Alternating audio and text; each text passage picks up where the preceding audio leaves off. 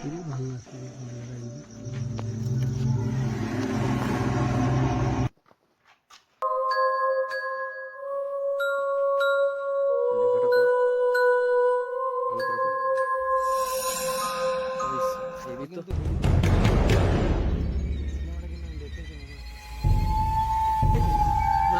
Torch জ্বালা ये দাঁড়া দাঁড়া চলো আমরা এখানে জোট হয়েছি একদম পুরো টপ ফ্লোরে যাবে। হ্যাঁ চলো চলো চলো চলো চলো দে লাইট না না চাই খাবে আসার নামার সময় কষ্ট হবে।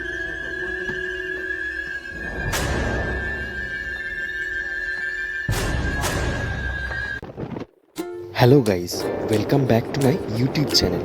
আমি গৌরব, আপনাদের সকলকে স্বাগত জানাই আমার এই নতুন ভিডিওতে। আশা করি আপনারা সকলে খুব ভালো আছেন, সুস্থ আছেন। আজ আমরা যেতে চলেছি কালিকাপুর রাজবাড়িতে। ঘুষকরা থেকে জঙ্গলের ভেতর দিয়ে আঁকাবাঁকা রাস্তা, এই গ্রীষ্মের প্রখর তাপে এই ছায়াঘেরা পথ যেন চিরশীতল।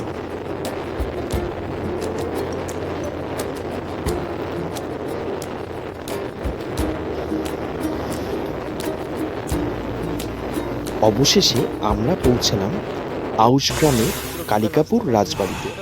তৎকালীন বর্ধমানের রাজা দেওয়ান পরমানন্দ রায়ের রাজবাড়ি নির্মাণ করেছেন, তাও আজ থেকে 400 বছর আগে। সামাজিক মাধ্যমে বিভিন্ন ভিডিওতে দেখা তথ্য অনুযায়ী এই রাজবাড়ির রাজকন্যাই ছিলেন চন্দ্রমুখী। ভুলভুলাইয়া সিনেমার মঞ্জুলিকা, বাংলার রাজমহল সিনেমার চন্দ্রমুখী নাম তো নিশ্চয় শুনেছেন, কিন্তু প্রশ্ন হলো, চন্দ্রমুখী কি সত্যি একটা বাস্তব চরিত্র? আজও কি অস্তিত্ব রয়েছে সেই জমিদার বাড়িতে?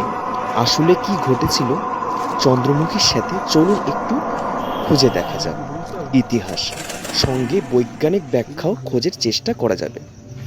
ভারতীয়দের কাছে একটা ভৌতিক চরিত্র নাম প্রথমেই যেটা উঠে আসে সেটাই হচ্ছে চন্দ্রমুখী। চন্দ্রমুখী আর বসন্ত কুমারের প্রেম কাহিনীর দাগ কেটে গেছে দর্শকদের মনে। তাই হয়তো এতগুলো বছর পরেও চন্দ্রমুখীকে নিয়ে বিভিন্ন লেখালেখি, ভিডিও দেখার পর ঘটনার কোনো স্বচ্ছ ধারণা না পেয়ে আজ আমি নিজেই বেরিয়ে পড়লাম সত্যের খোঁজে।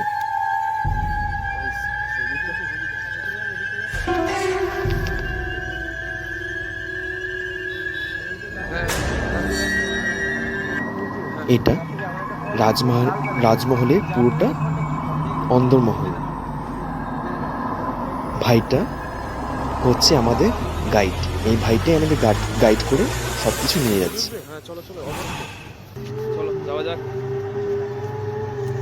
এবার আমরা রাজমহলের ভেতরে প্রবেশ করব। অর্ণব ভাই আস্তে আস্তে আসো বস।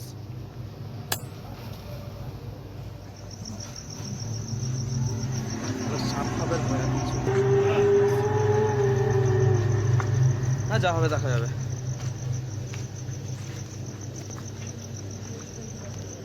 এবার আমরা সিঁড়ির দিকে ওঠার চেষ্টা করব।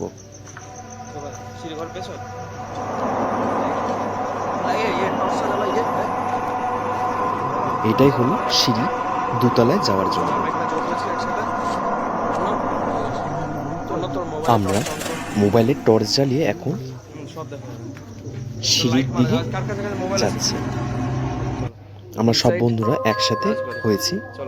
এবার আমরা সিঁড়ি ঘরে যাচ্ছি।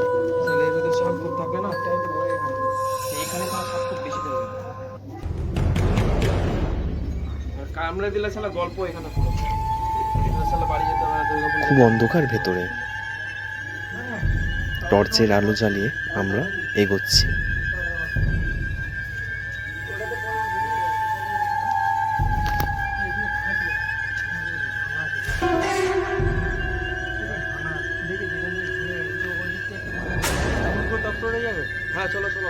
এটা সেকেন্ড ফ্লোর। এবার আমরা থার্ড ফ্লোরের দিকে যাচ্ছি।